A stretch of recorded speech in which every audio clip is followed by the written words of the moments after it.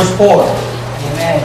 Hear, O Israel, the Lord our God is one Lord. Thou shalt love the Lord thy God with all thy heart, with all thy soul, with all thy mind.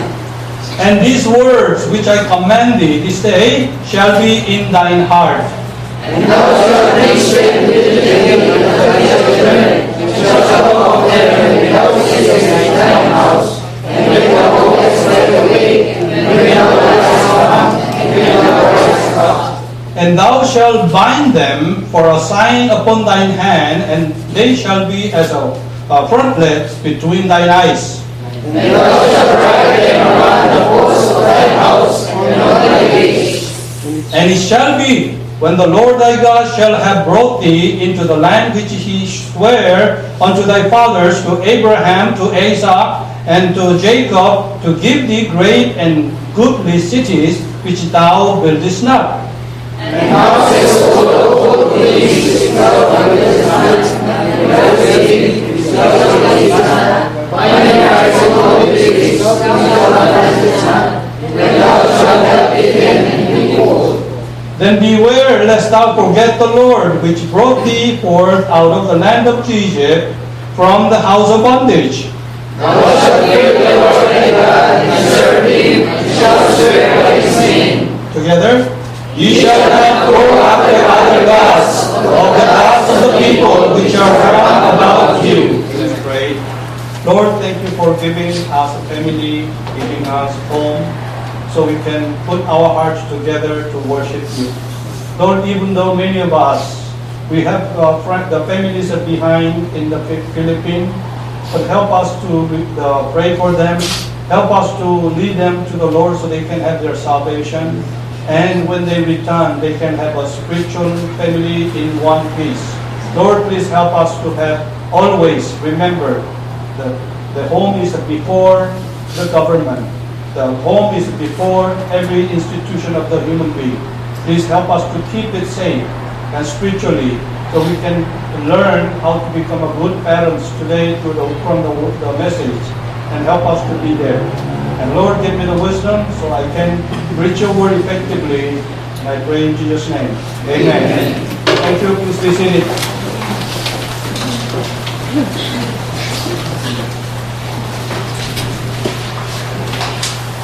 Let me ask you one, nothing to be ashamed, but some very personal question. How many of you do not have any of your parents already? Okay, I see 1, 2, 3, 4, 5, 6, and 8, and me also. So we are all orphans. We do not have our parents. No matter how much that we want to serve them, be kind to them, and be nice to them, no more chance. No more chance. But there are many good memories that we still have.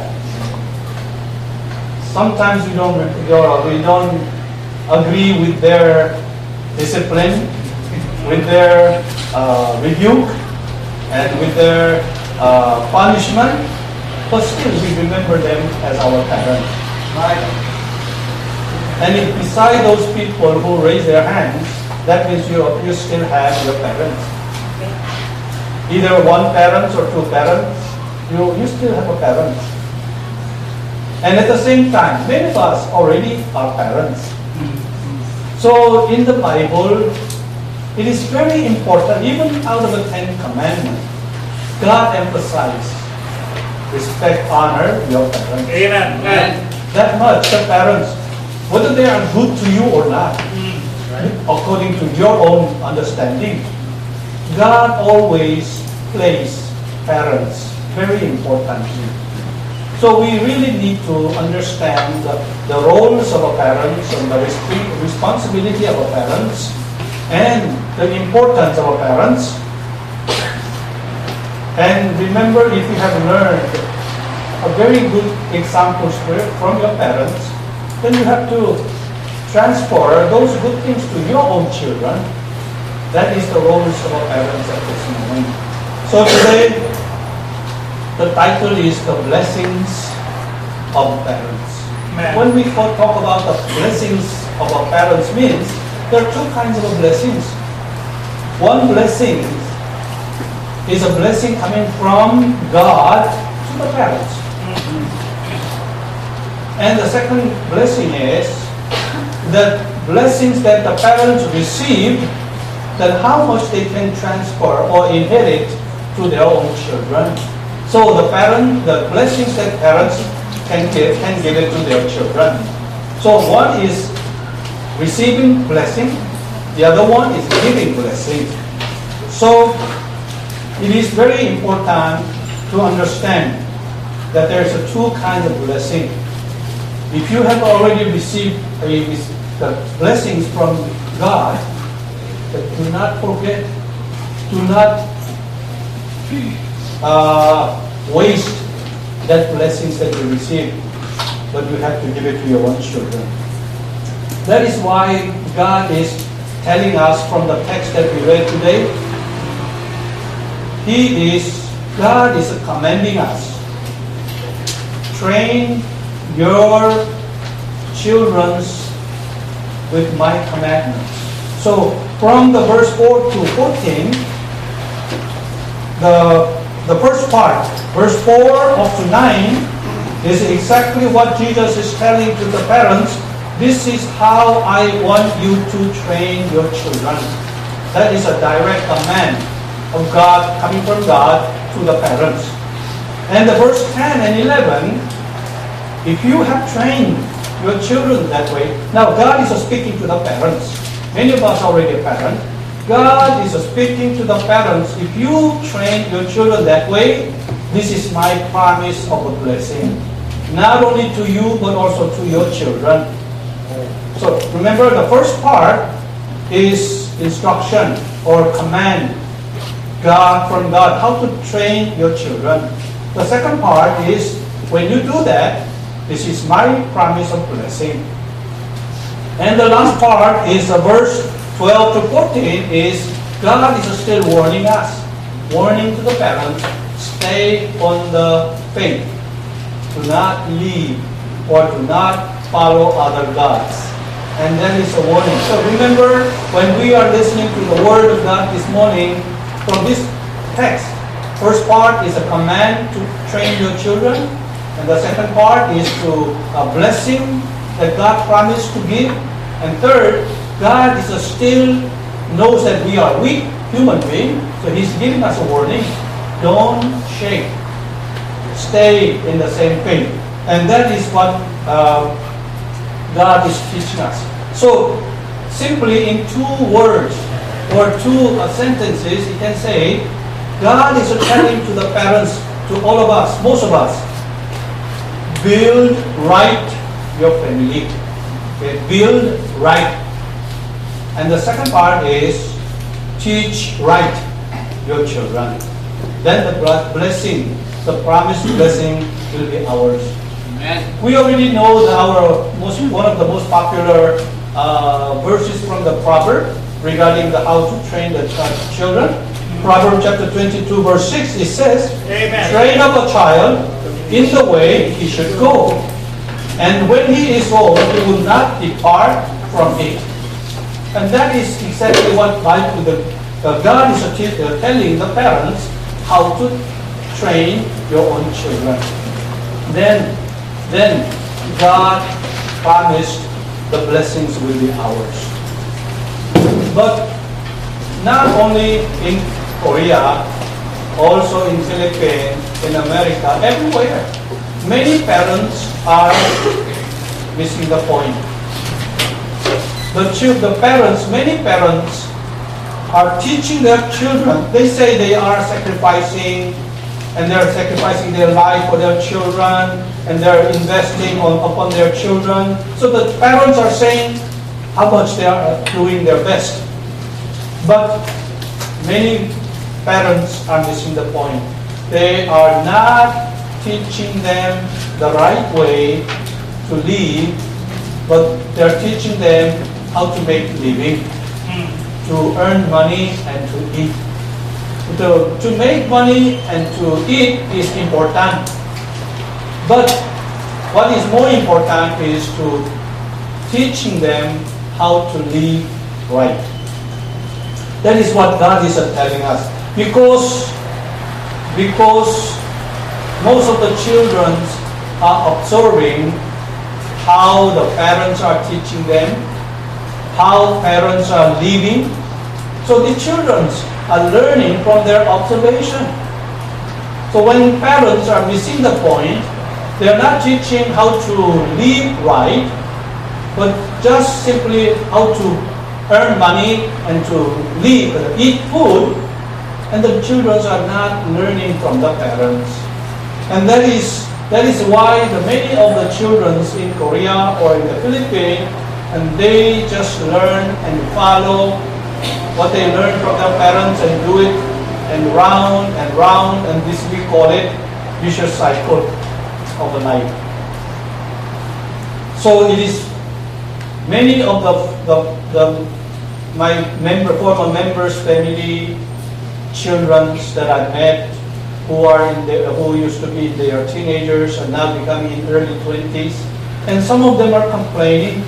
They opened their hearts to me in counseling. They said, even though they were supported by the money that their parents are sent from overseas, and now they become 20s and they forget the sacrifice of their parents, and some of them are complaining, where were you when I needed you during my teenager days? And this is something that will be continue going around and around.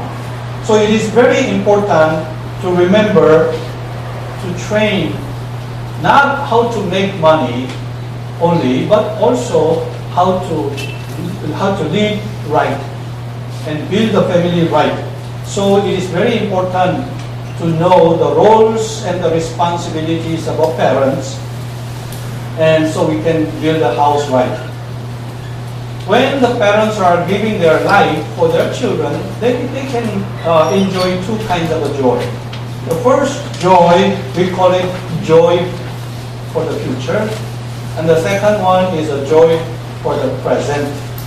And the joy for the future is coming from when the parents are sacrificing their time and money and whole life, whether they are working in the Philippines or overseas. They make money and invest on the future of their child for education or the food, everything, and just praying or hoping that, oh, my children will graduate the private school, private university, and then he will become one of the most nice adults in the future and successful, and dreaming about the future success, and that belongs to the future joy of a parent. Many of them don't turn out to be that way, but still, they have a right to enjoy the future joy for their parents, for the children. The present joy that parents are enjoying now is when they support the money and the children can go to the private school, they have enough food, they don't have to worry about what to eat, what to wear, and so they have a more sufficient living than compared to the relatives or the neighbors, and so the parents can say quite proudly, oh, my children's okay. They study in a private school, they have a food, and they have a good latest model of a cell phone, and so we can talk about over the internet every day, and so they can enjoy the present joy. Now, this joy is important, but what is more important is that how we can teach the children to be responsible for the future, because the parents cannot show a good example to them because you are overseas, then you cannot directly give them a good example to your children. So in order to discipline our children, your own children, physically, mentally, most importantly, spiritually healthy, it is very important responsibility of our parents. That's why the Deuteronomy, the first part of our text today, chapter 6, verse 6 to 7, And he says, and these words which I command thee this day shall be in thine heart. Thine heart means a parent's heart. And then it is directly commanding to the parents, keeping those commands in the heart, and then how to teach their children. It says, and thou shalt teach them diligently unto thy children, and shalt talk of them. Then means the commandment of God. Shall talk of them when thou sittest in thine house, when they walkest by the way, when thou liest down, when thou risest up. Which means everywhere you are, whatever you do, whenever of the day, you have to remember what God has commanded to you as a parent, and with that commandment, you should teach your children. So in order to teach your children in the right way, there's something that we have to remember as a parent. The first thing that we have to remember as our responsibility, the first thing is we have to inherit the faith that we already have. The faith in God, faith in Jesus Christ. So, we have to inherit the faith to our children. Sometimes it's difficult because you are here, and then your children's in the Philippines. But nothing is impossible. So you have to start praying for the salvation of your children, your parents, anybody in your family, if there are somebody who is not yet born again. 2 Timothy chapter 1 verse 5 says, when I call to remembrance the unfeigned faith that is in thee, which dwelt first in thy grandmother Lois and thy mother Eunice, and I am persuaded that in thee also. This is the conversation between the description of Apostle Paul about Timothy, young Timothy. And the Apostle Paul knew the grandmother of Timothy and mother also Timothy, they have the same faith. And it came down to the generation of Timothy. And that's what the Apostle Paul is appreciating. So same way, whether you got saved before you come to FBBC or after you come here after FBBC, it doesn't really matter.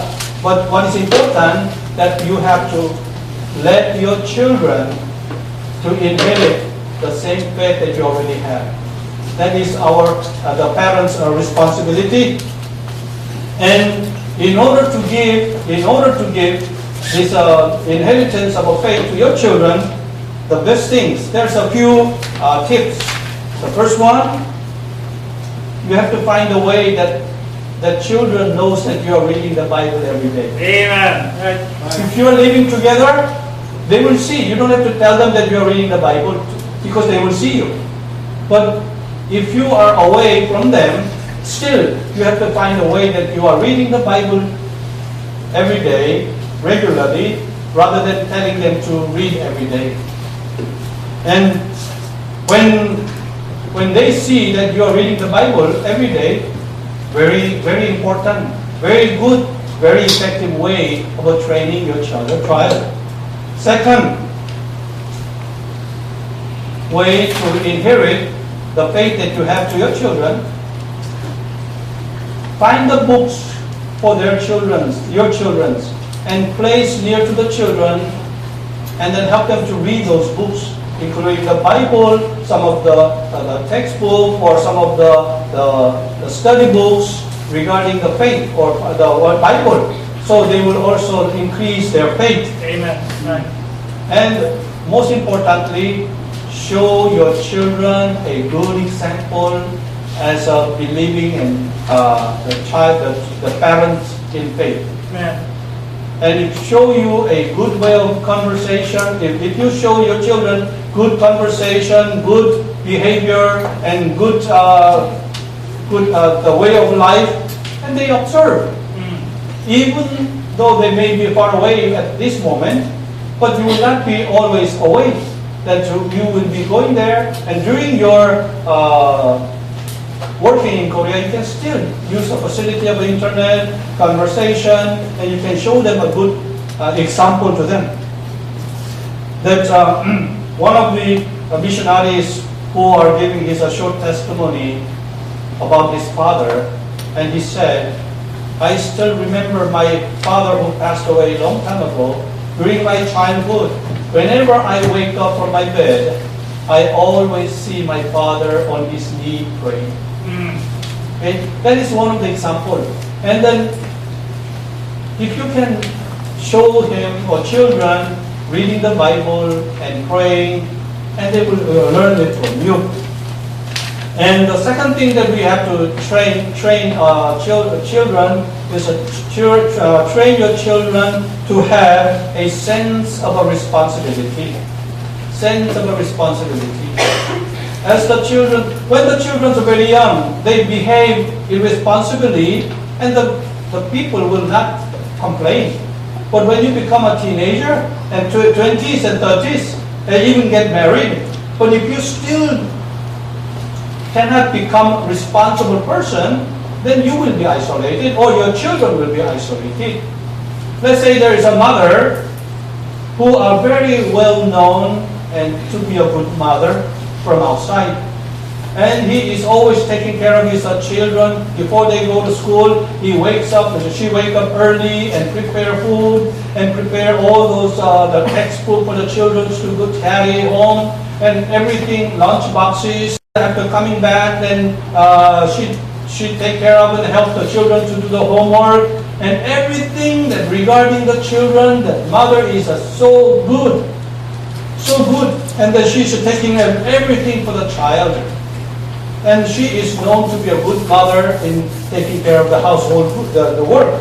But if that child cared by mother from the kinder to the elementary and high school and up to college and become old enough to get married, how far a mother can take care of that child?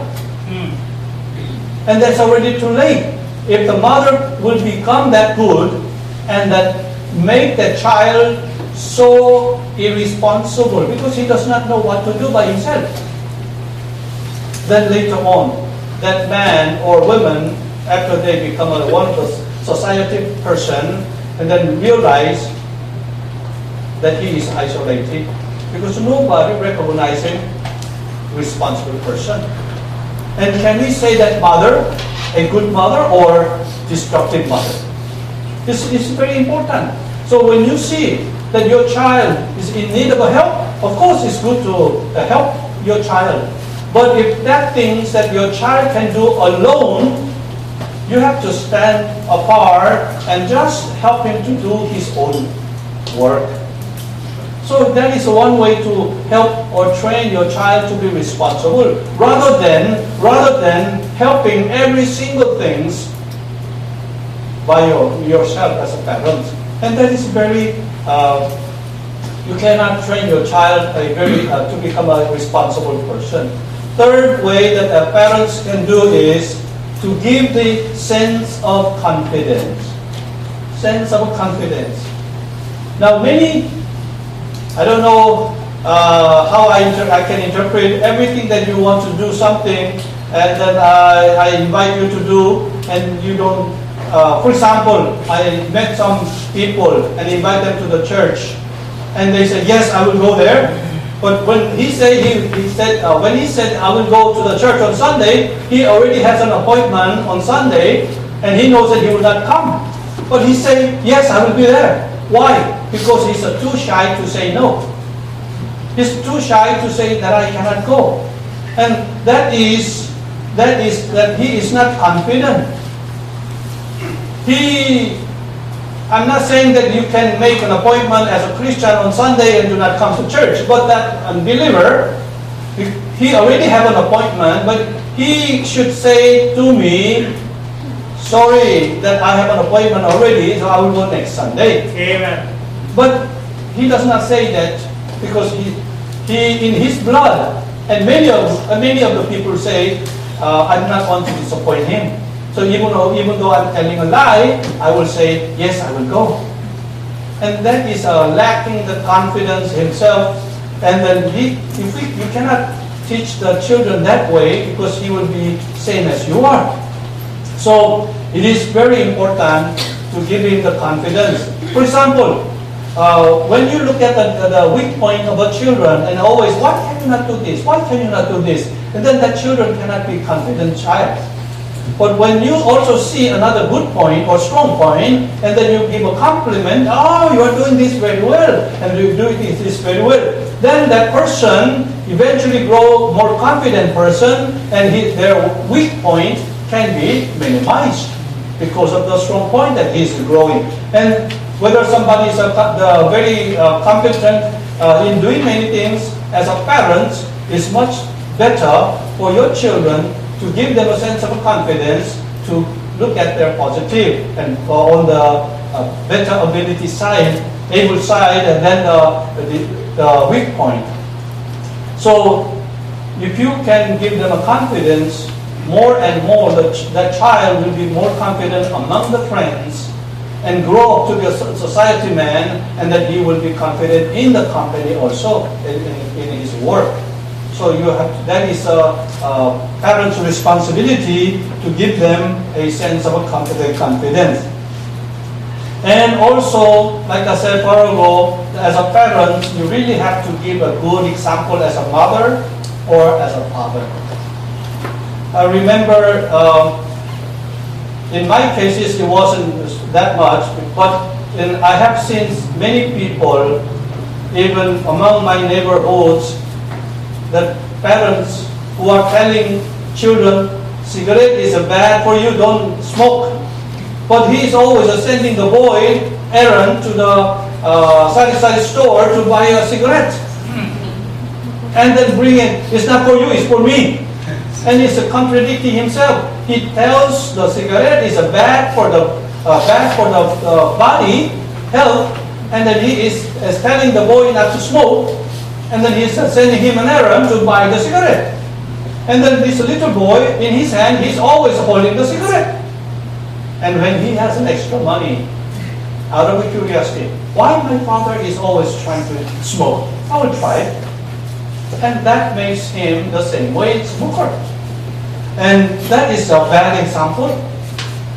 I remember once I told you before, there was one woman in England, and in the years of 1863, there was a snowstorm and very cold morning, and there's one woman delivered a baby and very infant, very young child, and she was walking and to some other places, but there was a storm hitting that area, and this woman, in order to protect this young baby, infant baby, she took up her clothing, everything that she had, and wrapped the baby, and the mother got frozen and dead. But later the village people found the body of a mother died, but underneath the baby was still alive.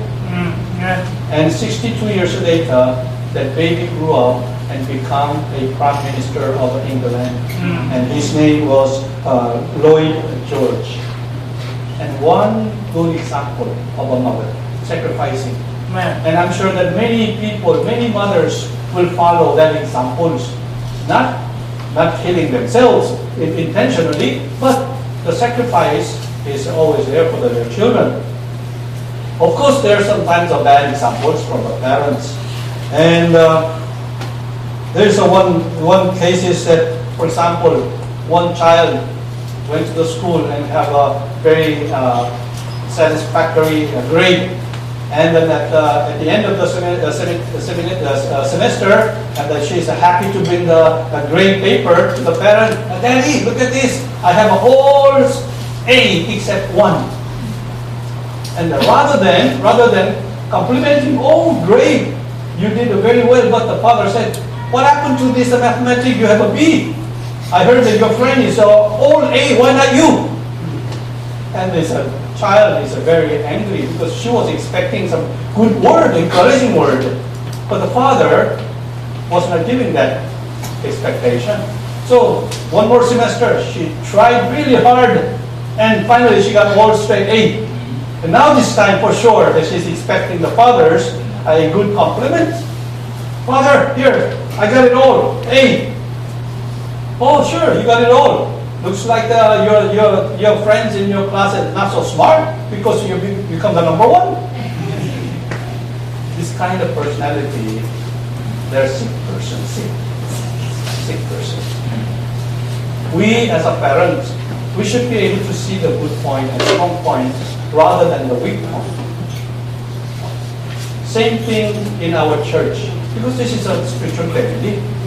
The leaders and the pastors, of course, sometimes we have to put on a discipline to improve. But rather than weak point, then we have to look at the strong point, and so the family can be strong. So sometimes we say, hey, the great man of the society, the good father, good man who is a well-known, well-reputed in the society is not guaranteed to be a good father in the family. So this, you have to remember, the billionaire who are the most successful, one of the successful businessmen in Korea or Philippines, or some good professor in the university, well known, are they guaranteed to be a good father? Only you have to be abiding in the Word of God, and then you can really look at your children to be disciplined in the same way, then you can be a great father. So there's a big difference, a great man of the society and great father or great parent of the family.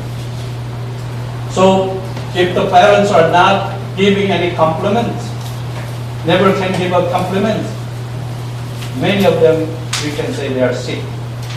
So please remember, you may not be able to see your children in the Philippines, and then you are talking to them over the internet, and they give you the worries and concerns, and sometimes the disappointment. But we have to learn how to encourage them and then compliment them for their behaviors and their performances. So it is very important, especially our members, because most of you are the OFWs and students and Pinay Bride. And some of the families, not only your generation, but your father's generation also was OFWs.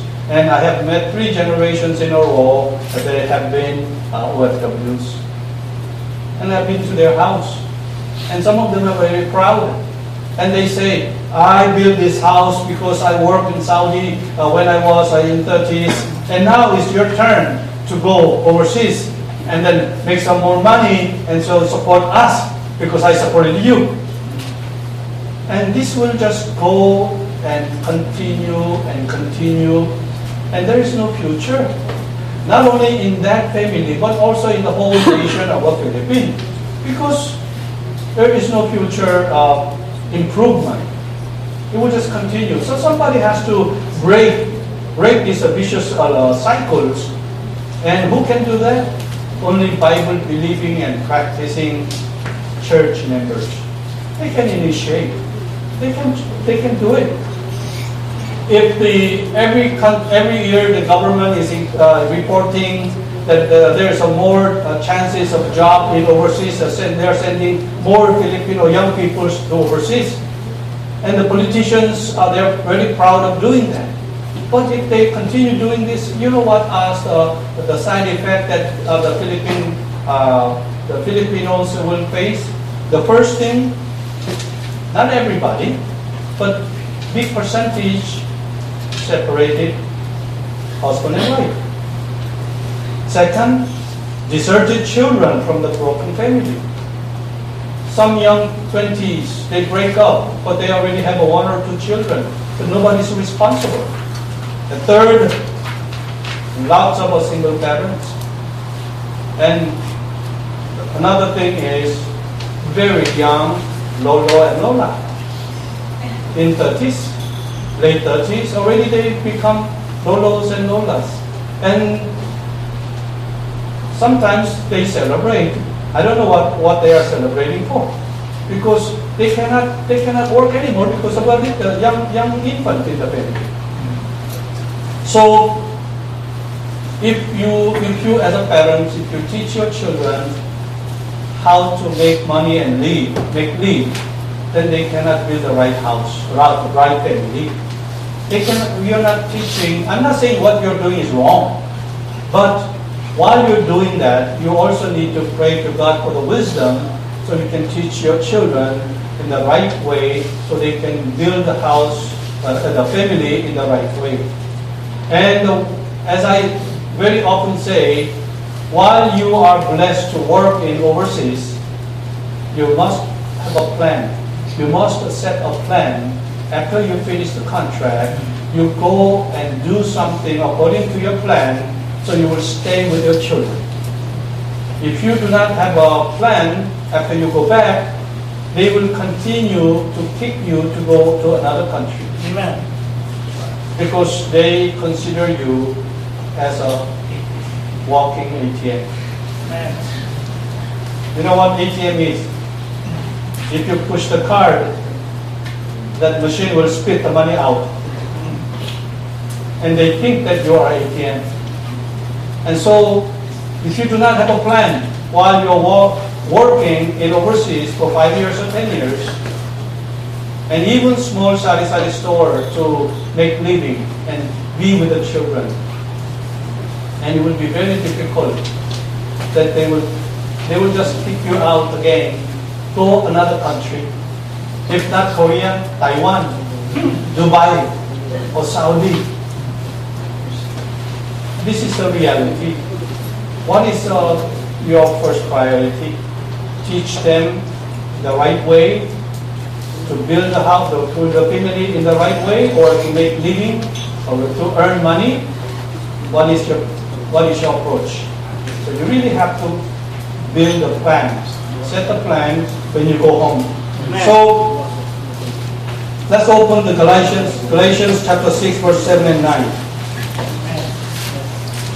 Galatians chapter 6, verse 7 and 9.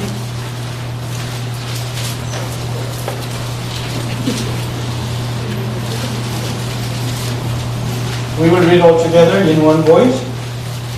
Ready? Amen.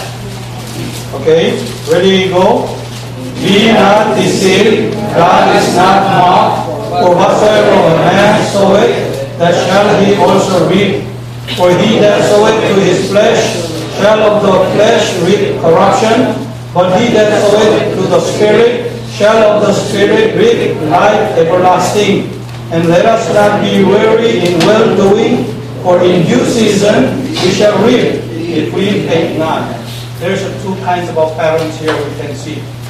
One, who are sowing to the flesh. For the parents who are teaching how to make money and how to make living. But the other group of parents are teaching or sowing to the Spirit, teaching the children how to get everlasting life. And if you teach your children how to get everlasting life, and then you show good example, then God will, according to His promise, He will help you to get a blessings you never expected. What does the text say? I will give you the land which you did not fight for. I will give you the well that you did not dig. I will give you the fruit that you did not plant it. I will give you everything that you did not do, because I promised this to you. And if you only plant into the Spirit and for the better and good spiritual family as a parent, then God promised to give. If you doubt, Bible says, double-minded cannot be blessed. Just trust that because you follow, because you obey His promises, then God will bless. And this is what we do as a parent. If you are not married yet, then you already know. So you cannot say, I never knew. Okay? The one who are already married, it's not too late to start. Okay? If you have already a children, already become a child, the married couples, you can still influence them. And so you can really help your own family to be a spiritual family. And that belongs to the responsibility of the parents. And then I pray that FBBC parents who does not have a child yet, be prepared. And the one who already have a child, whether you think it's too late, you still try. You still try, trusting God will help. And this is the way that we have to build your family.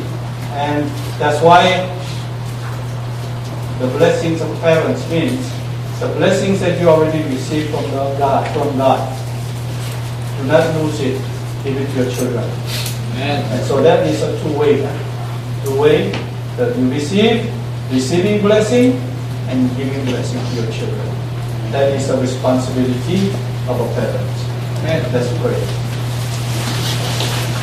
Before we pray, I will ask each one of you, especially if you are the parents already. Lord, if you want me to pray for you, that you will become a wise parents to your children and brave parents to the children, and asking God, Lord, please help me to build my family strong, especially with my children. If you want me to pray for you like that, why don't you raise your hand? And yes, I saw your hand. Yes, God will bless your hand. Yes, God will bless your life. Yes, yes, you can put your hands down. Yes, God saw your hand. Yes, God saw your hand. Yes, yes. Is there some more? If you want me to pray that God will bless your life, so your family, yes, God saw your hand. Yes, yes, God saw your hand also. You can put your hands down because you express your heart to the Lord. Lord, I want to build my family in the right way, so we will receive the blessing and we will inherit the blessing to our children. And so some more. Almost everybody raised their hands. So God will bless your hand. I will pray. Let's pray. Heavenly Father, we thank you so much for the brothers and sisters who raise their hands, that they are eager to pray for their family members, and especially their children, that they want to train their children in the right way so they can build their family in the right way. Lord, they are still far away from them. There are many difficulties and shortages in life, but please give them a trust that God will help them, and so they can depend on your help, and so they can really show good example to their children, and so they can behave good motherly and fatherly to their children, the children will observe from them. Lord, please help us not to make excuses because of the working condition, because of the time conditions, everything, but please help them to be a good example to their children. So they, as a parents, as a mother or a father, they can build their house, their families, their home in the right way. Lord, some of them are having difficulties, but we ask you to bless them, to help them to follow you, your promises, so they can experience the blessing from you. Lord, once again, thank you for the messages that you have given to us today, and we pray in Jesus' name. Amen. Salamat po.